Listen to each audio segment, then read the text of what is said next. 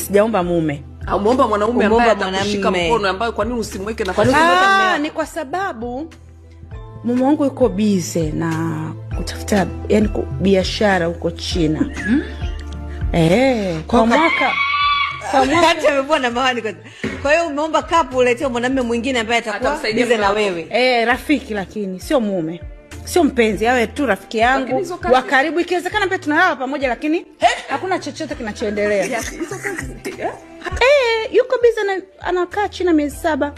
Alafu Tanzania miezi 4. Bwana nipate msaidizi kidogo, at least kuna vitu ambavyo tunaweza tukasaidiana. Kama kwa mfano mimi naenda kutangaza labda Walsha Dodoma. Dukani siko wiki nzima. At least anisaidie kupita pale dukani kufanya stock, umeelewa? Watoto pia wako tu labda na wasichana. Unajua unapoondoka, unapoenda kutafuta pesa. Ndio mimi nimepata msichana mzuri sana.